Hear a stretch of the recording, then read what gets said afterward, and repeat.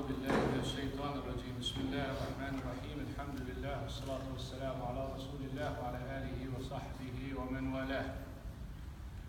قال الحسن البصري رحمه الله: لعن الله أقواما أقسم لهم ربهم فلم يصدقوه. لعن الله أقواما أقسم لهم ربهم فلم يصدقوه. Hasan al-Basri rahimahullah said, may Allah subhanahu wa ta'ala curse some people that Allah subhanahu wa ta'ala swore to them and they still did not believe him. Picture this: Allah subhanahu wa ta'ala not only telling them but swearing for them. This is like Prophet Muhammad sallallahu alayhi wa sallam when he talks about charity. What did he say? He swore by Allah subhanahu wa ta'ala 3 times, مَا نَقَصَ مَالٌ مِنْ صَدَقَةٍ, that charity would never decrease your wealth. He doesn't need to swear, but he swore 3 times to confirm the fact. Here Allah subhanahu wa ta'ala said, وَفِي السَّمَاءِ رِزْقُكُمْ وَمَا تُوعَدُونَ. In the heavens, meanings with Allah subhanahu wa ta'ala, your sustenance and what He promised you. And then immediately after that he said, فَوَرَبِّ السَّمَاءِ وَالْأَرْضِ إِنَّهُ لَحَقٌّ مِثْلَ مَا أَنَّكُمْ تَنْطِقُونَ.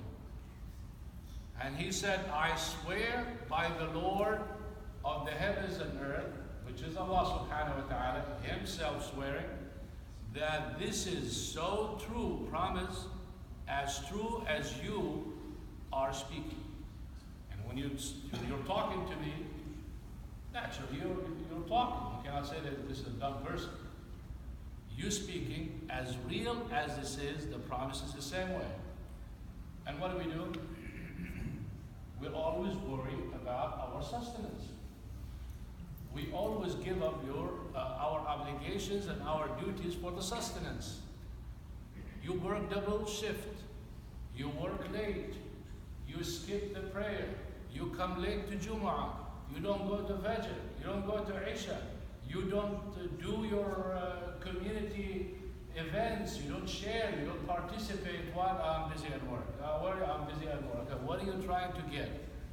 Prophet Muhammad sallallahu alayhi wa sallam said, لو أن ابن آدم هرب من رزقه كما يهرب من الموت لأدركه كما يدركه الموت. وفي رواية أخرى قبل أن يدركه الموت. If you run from your sustenance the way you run from death, if someone tells you someone is going to come here and he has a gun and he's coming to shoot, what do? Everyone out of here. You're running out of death. If someone tells you $1 million coming from that door, I don't want money, you run out. Where are you running out? Death is waiting, because death faces you. Death doesn't run from behind you. قُلْ إِنَّ الْمَوْتَ الَّذِي تَفِرُّونَ مِنْهُ فَإِنَّهُ مُلَاقِيكُم. The death that you're running away from, you're going to run into it. So death is there, your money is coming from here, and you're running from your money to death. Before death catches you, or before you run into death, money will get you. So it is written, when? Before you're born. What are you going to do and how much you're going to get and where and what and all of that, it's written. We don't know it. For that reason Allah subhanahu wa ta'ala said, وَتَوَكَّلْ عَلَى الْحَيِّ الَّذِي لَا يَمُوتُ. Rely, depend, work, go. فَاسْعُوا فَامْشُوا. You do that, but what's the difference if I tell you go look for your earning and then I tell you your earning is written? The difference is work, but don't forget your main responsibility. You're here to not work. You're here to worship. And God subhanahu wa ta'ala made working a worship.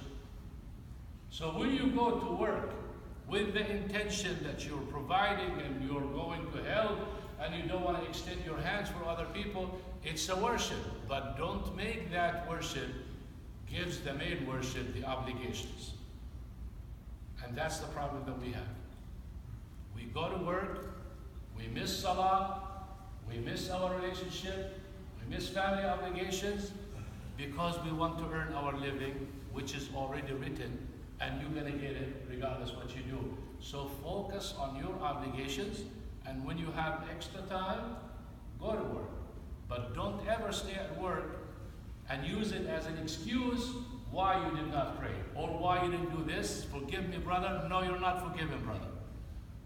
Obligations has to be fulfilled. If you don't, children has an obligations on you. You're supposed to take care of them. So you cannot go 16 hours, and you probably married a woman who doesn't know how to read or write, or doesn't know, probably working with you, and then you throw your children anywhere you want, and you put them with a babysitter and all that, and then at the end you said, brothers, you know, we have to take care of our house. We don't have to live in a mansion. You don't have to buy the best of the cars. You don't have to travel overseas every year. There's so many things that we use as excuses, not valid. The question is, when you meet Allah subhanahu wa ta'ala and you present your, not questions, answers, because Allah subhanahu wa ta'ala said, وَقِفُوهُمْ إِنَّهُمْ مَسْئُولُونَ. You're going to be questioned. You're going to answer. But is it acceptable? I don't think so. If this is the way it is, it's not acceptable. So make sure, as Al-Fudayl ibn Iyad said, if you know you're going to be questioned, prepare an answer.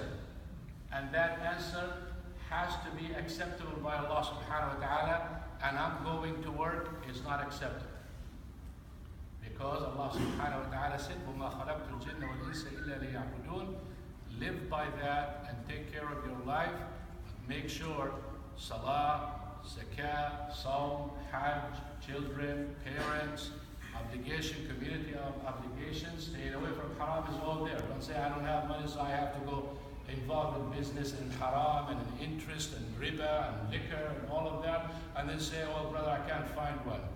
You will find one. وَمَا مِن دَابَّةٍ فِي الْأَرْضِ إِلَّا عَلَى اللَّهِ رِزْقُهَا. Everything that walks on earth has sustenance and halal. So look for it. سبحانك اللهم وبحمدك نشهد أن لا إله إلا أنت نستغفرك ونتوب إليك. والسلام عليكم ورحمة الله.